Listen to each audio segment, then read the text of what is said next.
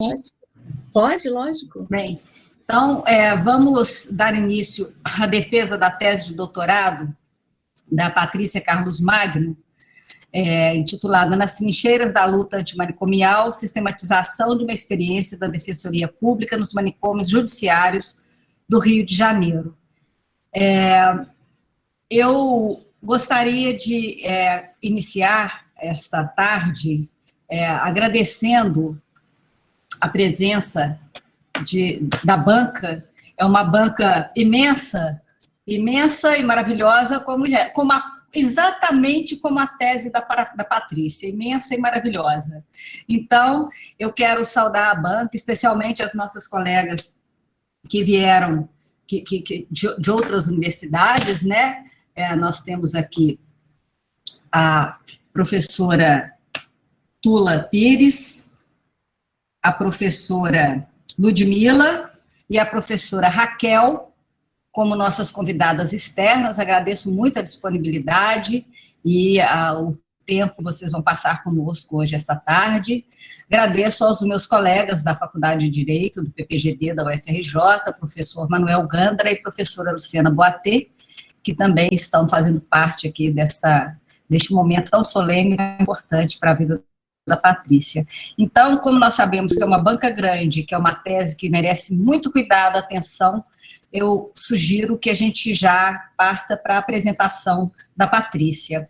Patrícia, você tem de 20 minutos a 30 minutos para fazer a apresentação da sua tese, lembrando que é uma apresentação especialmente para as pessoas que estão nos assistindo, inclusive todas e todos muito bem-vindos e bem-vindas a este momento. Obrigada pela presença, isso é sempre importante para nós do PPGD e especialmente importante para a Patrícia. Então, agradeço a todos e todas pela presença. Então, para eles é que você vai apresentar, né, Patrícia, porque a banca toda já leu a sua tese. Então, vamos lá. Com a palavra. Muito obrigada, professora. Boa tarde a todos, a todas e a todos. Também quero saudar essa banca, agradecer por terem aceito o convite, né, de ler essa tese enorme. Professora Luciana Boatê, que já entrou, professora Vanessa Werner, minha orientadora, professora Tula Pires, professor Manuel Gandara, professora Raquel Gouveia e professora Ludmila Correia. Muito obrigada. O tema, como o título da tese, a professora Vanessa já leu, Nas Trincheiras da Luta Antimanicomial, Sistematização de uma Experiência da Defensoria Pública nos Manicômios Judiciários do Rio de Janeiro, foi escrita, assim, já teria sido difícil, né, numa conjuntura de família, filhos, casamento, trabalho, militância, mas foi atravessada pela pandemia, que, se por um lado não permitiu uma defesa presencial em que a gente pudesse trocar calor humano, permitiu que tantas pessoas pudessem estar aqui junto com a gente. Eu dividi a apresentação desse trabalho em 3 partes principais. No primeiro momento, eu vou apresentar o problema de pesquisa, eu vou ter que ficar autorizando aqui as pessoas, então, desculpa o barulhinho. No segundo momento, eu vou falar da metodologia, e no terceiro momento, eu vou trabalhar com as conclusões às quais eu cheguei. Bom, a minha pergunta mestra que me guiou foi: quais têm sido as estratégias articuladas pela Defensoria Pública para enfrentar o manicômio judiciário? Então, a tese, ela busca sistematizar diversas estratégias, né, experiência de atuação no núcleo do sistema penitenciário de 2013 a dezembro de 2020, e o grande objetivo é tentar olhar para o meu trabalho enquanto defensor a partir da academia. Então, o objetivo geral é a sistematização de uma experiência, especialmente das estratégias antimanicomiais, antirracistas, anticapitalistas e antipatriarcalistas, articuladas por intermédio do instrumental jurídico pela Defensoria Pública nos manicômios judiciários do Estado do Rio de Janeiro, pensando na defesa das pessoas com deficiência psicossocial em conflito com a lei, em cumprimento, então, de medida de internação. Aí a gente fala do EMPAP. Na trajetória da investigação, eu utilizo a metodologia do diamante ético de Herrera Flores, que é um esquema de conhecimento e ação, e destaco especificamente 6 dos 12 elementos e articulo a estrutura do sumário, né, do trabalho em cima deles. Então, eu tenho um primeiro momento de pesquisa empírica sobre o estado do manicômio e depois eu analiso essa experiência construída do impacto pelo prazo de 1 ano. Bom,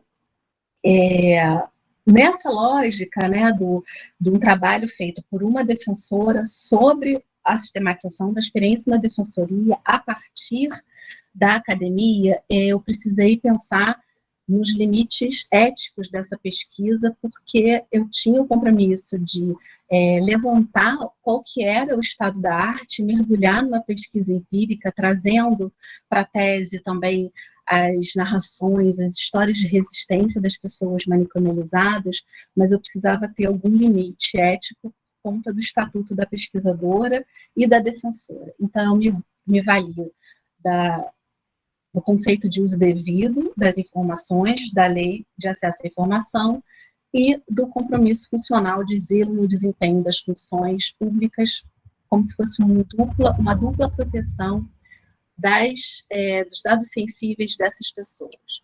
E eu acesso não só o acervo que eu produzo, né, das fichas, como também diversos bancos de dado público de acesso restrito. Durante esses 4 anos, eu passo a carregar sempre comigo um diário de campo, e daí eu faço os registros das reuniões, no final foram 10 volumes, e como eu numerei as páginas, elas somam 1.733 páginas de anotações, e eu fiz uma garimpagem também nos relatórios do movimento da luta antimanicomial para entender exatamente o elemento práticas sociais de resistência. Aí eu estou entrando, então, no segundo capítulo do trabalho, em que eu vou olhar para o espaço do manicômio judiciário, o espaço esse entendido não só como local físico, mas como estrutura de opressão manicomial, que é capitalista, que é racista, que é patriarcalista, e de que modo que eu vou olhar para esse espaço, não só como ele está hoje, procurando entender quais as raízes que forjaram esse manicômio, tentando desvendar o pacto entre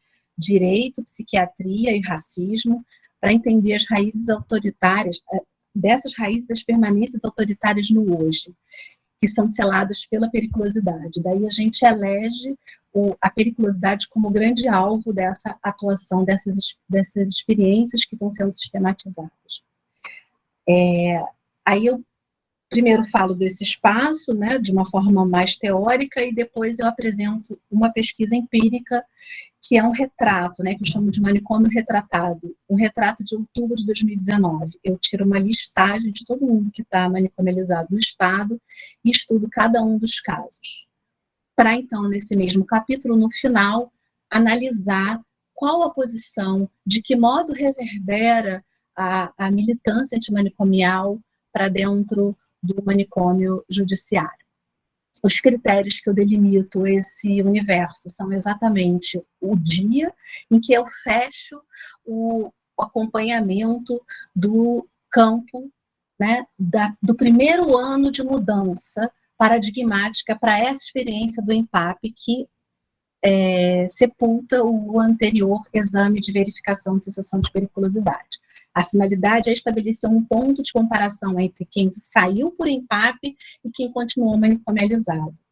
E é bastante importante olhar nesse grupo, não só para o perfil, que eu faço também essas análises, mas especificamente para o fundamento jurídico da manicomialização, ou seja, se aquela pessoa está cumprindo medida de segurança, então seria uma pessoa elegível para conseguir ser desinternada por EMPAP, ou se aquela pessoa está privada de liberdade no manicômio em razão de uma internação provisória determinada por um juiz de conhecimento ou por uma situação de emergência psiquiátrica em que o manicômio tem uma função de cuidado. E aí eu vou trazer rapidamente alguns achados desse espaço. Por exemplo, embora a gente perceba um desencarceramento da manicomialização por medida de segurança, a gente percebe um aumento da manicomialização da população temporária. Então, a gente tem aqui um aumento da população temporária no manicômio superior, inclusive, que o total de pessoas cumprindo medida de segurança no Brasil. Então, tem uma queda de 65% de medida de segurança, quer dizer, a porta de saída é otimizada, mas a porta de entrada continua aberta. Quando a gente está olhando para as mulheres manicomializadas, elas estão exatamente no alvo da imbricação raça, gênero e classe, especialmente... Eita, não estou conseguindo que o mouse me obedeça, desculpa. Especialmente quando a gente está olhando para a função emergência do manicômio, que é uma função de cuidado. Aí o perfil racial de 70% de mulheres negras e 30% de mulheres brancas muda para 60% de mulheres brancas e 40% de mulheres negras, de modo que eu posso arriscar dizer que sim, quando o manicômio exerce uma função de cuidado de algum privilégio, que essa mulher não está mais solta no sistema, o racismo aparece mais profundo quando a gente está falando de mulheres. Outro achado importante é em relação à geração. 75% das pessoas no manicômio judiciário têm mais de 30 anos. Isso provoca impactos diretos em relação ao tempo de internação. Além disso, o perfil dos tipos penais é bastante diferente, como, por exemplo, olhando para o tráfico de drogas, 7,3% dos homens e 2,7% das mulheres no manicômio está privado de liberdade em razão desse tipo penal, de modo bastante diferente da população carcerária em geral. Só por isso, a gente já teria condições de dizer que é muito importante que os levantamentos de informação penitenciária, os censos, sejam, de modo específico para essa população tão vulnerabilizada. Fernanda Ivo Abreu, pode, por favor, fechar o seu áudio? Obrigada. As práticas sociais de resistência, a matriz sociohistórica das lutas por uma sociedade sem manicômios, aparece no final desse capítulo e foram escritas, esse capítulo foi escrito a partir exatamente das entrevistas exploratórias com militantes antimanicomiais, Ana Carla Silva, Beatriz Adura e Melissa Oliveira. E eu recolhi, né, todas as posições documentadas do movimento da luta antimanicomial desde 1987 até o último encontro de 2014, para tentar entender de que modo os manicômios judiciários recebiam ou não um olhar específico desse movimento, e embora tenha sido sempre objeto de preocupação, em 2014 eles ganham centralidade dentro do movimento e um encontro em Niterói especificamente sobre ele. E é um tempo que coincide, né, com a minha chegada no SPEN, e de modo que eu consigo aprofundar um trabalho que já vinha acontecendo com a partir da colega antes de mim, a doutora Silvia Sequeira, daí eu continuo. E acho muito importante olhar, né, para essas práticas sobre esse aspecto da fundamentação dos direitos humanos, porque é como se cada retalho que contém uma parte da história pudesse ser costurado por essa fundamentação para construir uma colcha de retalhos, já que a missão da Defensoria é justamente reverberar as vozes das pessoas em situação de vulnerabilidade por estarem privadas de liberdade, terem deficiência psicossocial, muitas vezes a raça, a pobreza e algumas vezes o gênero. No capítulo 3, eu vou tratar exatamente de dois elementos que estão na camada mais externa, né, para estruturar essa a necessária prática. De que modo, então, a gente vai produzir um saber e produzir uma prática, né, uma praxis, para fazer esse enfrentamento da periculosidade que é eleita, então, como esse alvo central da atuação. Né? Nós vamos nos reunir em diversos momentos, em roda, e vamos produzindo uma leitura dos institutos jurídico-penais a partir da lógica da reorientação do modelo de atenção psicossocial, né, de uma racionalidade de resistência, E vamos produzir, então, o EMPAP, em substituição paradigmática do exame de verificação de sensação de periculosidade. Aí, nesses encontros, a gente vai construir uma teoria e construir a institucionalização dessa prática a partir desses vários e vários movimentos, diálogos, encontros, reuniões, em vários espaços. E daí, no segundo momento da tese, eu descrevo isso, aprofundo, sistematizo. A palavra base é substituição, porque a prática defensorial guia-se pela construção de um paradigma substitutivo ao periculosista, em que a gente sai da lógica lombrosiana, racista, individual, para uma lógica crítica, para uma lógica estrutural de atenção psicossocial, produzindo uma sofisticação, né, nos mecanismos de controle para dialogar com o Cohen, mas numa lógica de prestigiar o projeto terapêutico singular, de modo que esse EMPAP é composto de duas partes. Uma parte estruturado no projeto terapêutico singular, que vai dar conta de dizer de que modo que aquela pessoa vai continuar o tratamento em meio livre, qual é o equipamento da rede de atenção psicossocial, de que território, em qual endereço, como vai ser a condição de moradia, todo esse labor, né, da equipe assistente da internação aparece nessa parte do exame multiprofissional de avaliação psicossocial. E tem um outro pedaço, que é o exame pericial de avaliação psicossocial, que é feito por um perito, que não recebe mais a pessoa no castelo da perícia, mas vai até o chão do manicômio. E, então, eu trouxe aqui a cara, né, porque aí, no Instituto de Perícias, ele é juntado, anexado, esses dois pedaços são anexados. E aí, eles começam a substituir. Nesse momento de substituição desse paradigma, eu começo a acompanhar. O que eu faço? A gente produziu todo esse labor, e o primeiro ano de desinternações a partir dessa nova lógica foi acompanhado, sendo que a cada desinternação, na decisão de desinternação, é estabelecido um período de prova de 1 ano, ao final do qual, se aquela pessoa não voltou para as malhas do sistema penal, a execução é encerrada, né? A execução daquela medida de segurança é extinta.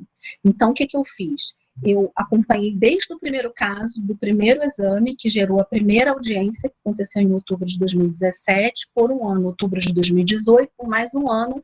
Então, eu fechei o campo em outubro de 2019, dia em que eu tiro esse retrato do manicômio, que eu apresento no capítulo 1, para poder entender melhor a sistematização dessa experiência no último capítulo. O critério, então, utilizado foi quem foi desinternado por medida de segurança no primeiro ano de EMPAP. Foram 64 audiências, mas em 2 casos não produziu liberdade, em outros 3 casos a audiência foi marcada com base ainda no antigo exame de verificação de sensação de periculosidade, então 54 casos passavam nos crivos todos estabelecidos na perícia. E aí, quando eu fui sistematizar o trabalho, eu estava achando que ia ser uma coisa muito bacana falar disso, né, uma prática tão progressista, e daí eu descubro que eu transformei o manicômio, nós, né, todos que participamos dessa prática, numa coisa muito eficiente, porque se eu olho, por exemplo, para a tabela 18 do trabalho, os EMPAPs com efetiva desinternação foram 7 casos de mulheres, por exemplo, e em outubro de 2019, tinham 9 mulheres cumprindo medida de segurança, ou seja, uma proporção de quase 78%. Só que como a porta de entrada não foi fechada, a gente teve uma alta rotatividade daquela vaga. Daí a lógica é que o princípio do numerus clausus, que em execução penal de pena, significa um controle da população encarcerada para que não haja superencarceramento, quando a gente fala de medida de segurança, é muito necessário que seja incorporada toda a lógica da atenção psicossocial para que a cada pessoa desinternada seja um leito encerrado, de modo que a porta de entrada não pode renovar aquela vaga. Isso é um achado, né, uma conclusão importante a qual eu vou chegando nesse momento do último capítulo. Nas imbricações de gênero, raça, classe, geração, olhando apenas para esse grupo das pessoas desinternadas, os dados me mostram que foram desinternadas mais mulheres e homens negros do que brancos. E o retrato do manicômio judiciário em 2019 ficou com um resultado, né, como antirracista. Não que tenha sido uma coisa que foi buscada de modo consciente, mas eu posso tirar essa reflexão uma vez que, tanto no EMAP quanto no EPAP, nos dois pedaços do exame, a categoria raça passou a ser parte integrante. Então, isso ficou visível para a gente poder fazer algumas reflexões. Conclusão absoluta que o local de cumprimento da medida de segurança, entendida enquanto tratamento compulsório, mas tratamento que não pode discriminar pessoas com transtornos mentais que entraram em conflito com a lei e aquelas que não entraram em conflito com a lei, é a rede de atenção psicossocial. E olhando para os casos de reiteração criminosa, eu tenho um número baixíssimo, né, de 5 casos em 50, porque daqueles 54 casos analisados, uma pessoa foi a óbito durante o período de provas, então a extinção da punibilidade dela se deu em razão do óbito, e 3 casos foram, as execuções penais foram para outros estados, né? Houve uma modificação superveniente da competência jurisdicional, então eu não acompanhei mais. Então, dentre os 50 que eu acompanhei para fim de reiteração criminosa, para analisar esse dado, eu tenho que houve 5 casos. Olhando de modo qualitativo para esses 5 casos, alguns dados chamam a atenção. Por exemplo, a coincidência em 4 casos da mesma unidade penitenciária de origem dessas pessoas. A data, tirando um caso, 4 casos aconteceram num período pós-eleição do atual presidente, e coincide também com o momento de sucateamento da rede.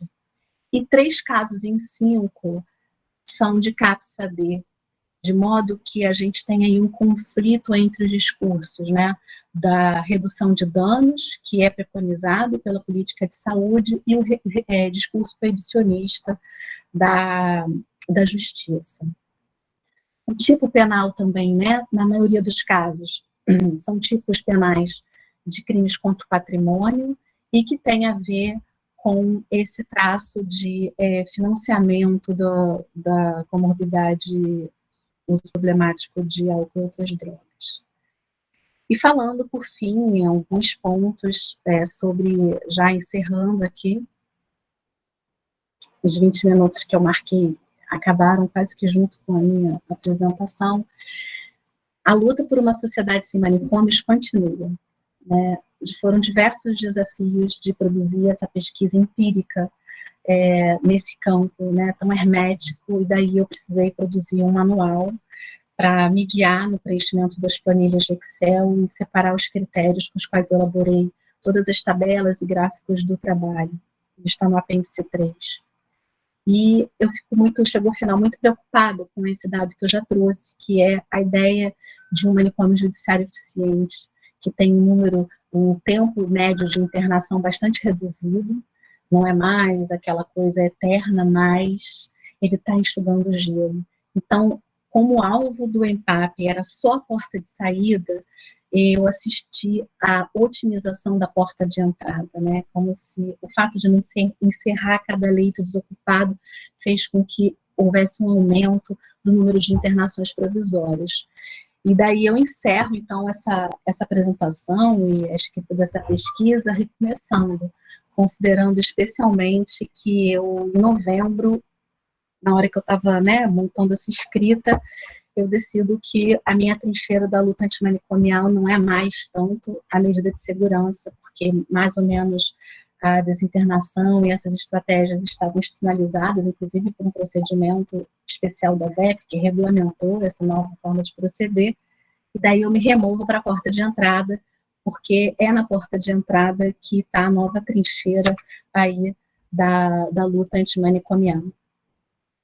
A Mônica Imbuzeira, responsável por todas essas fotos que retratam essas pessoas incríveis do Bloco Loucura Suburbana, e ela autorizou a apresentação dessas fotos nesse trabalho, e eu agradeço muito.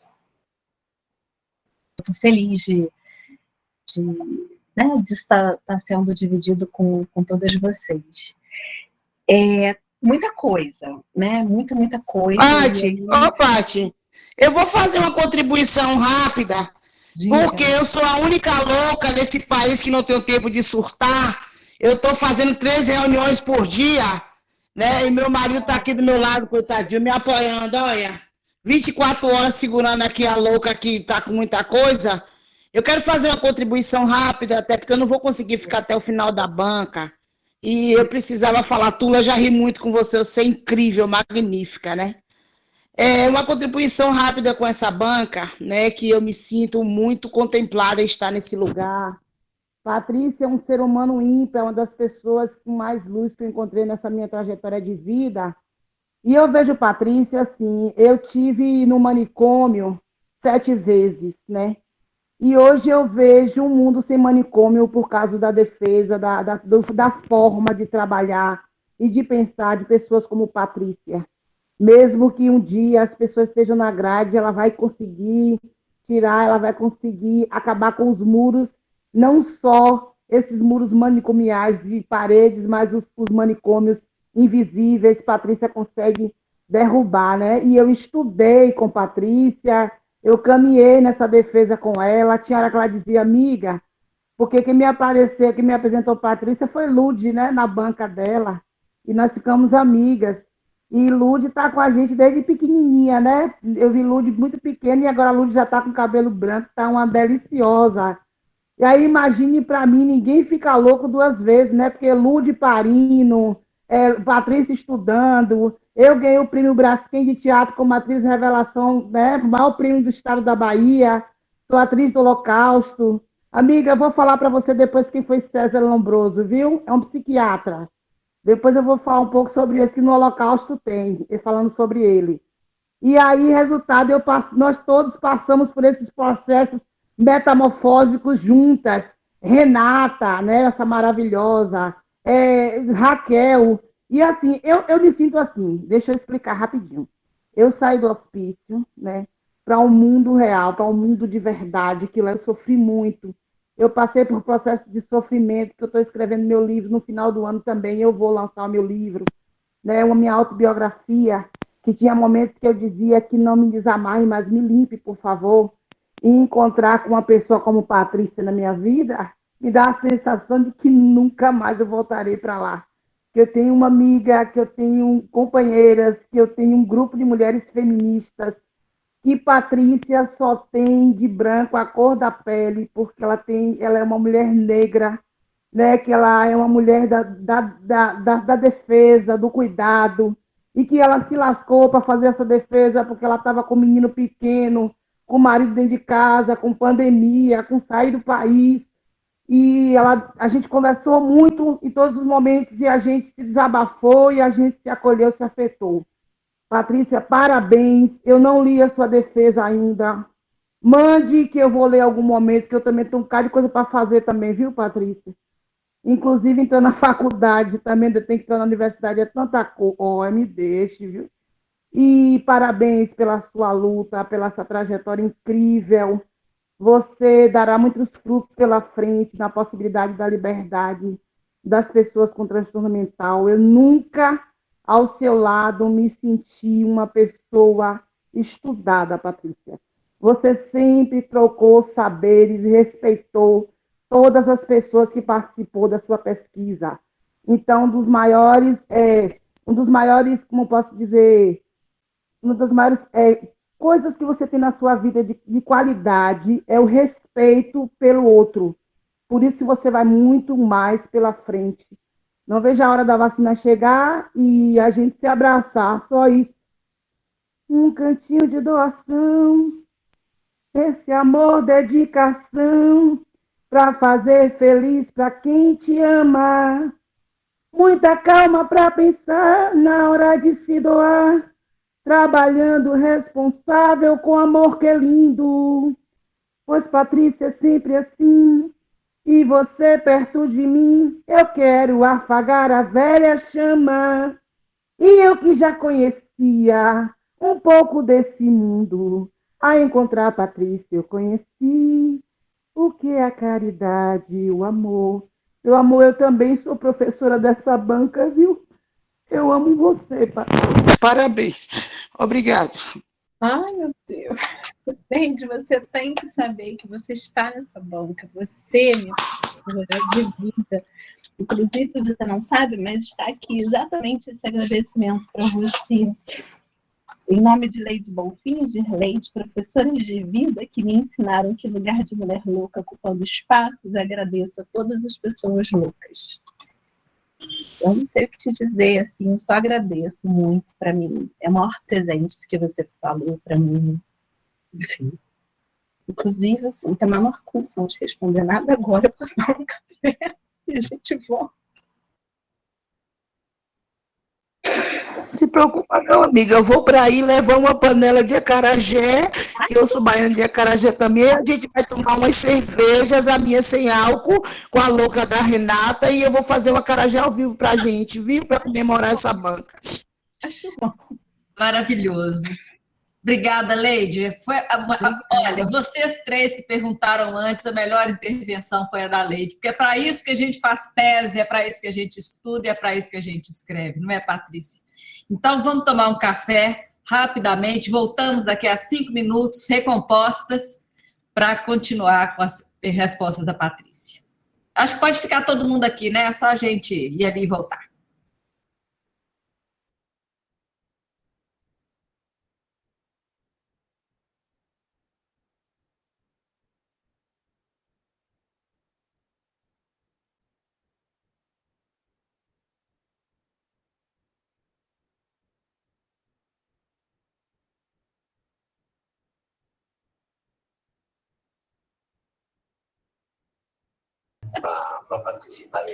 Queridas, Patrícia, então, nós decidimos aqui pela aprovação da sua tese, você está oficialmente doutora, então podemos todos abrir aqui as câmeras para poder bater palmas para você. Uhul! Uhul! A Tetra! Viva! Aê! A nossa Parabéns, grande Patrícia. é que Leide faça o prefácio à sugestão da Tula, tá? Uhul! Caralho! Apoiada fortemente pela banca. Ai, maravilha! Vou pedir para ela. Parabéns, parabéns. Parabéns, Patrícia. De todos e todas. Obrigada, gente. Parabéns, Patrícia. Parabéns. Muito obrigada mesmo. Obrigada. Parabéns, Pati! Vamos tirar uma foto?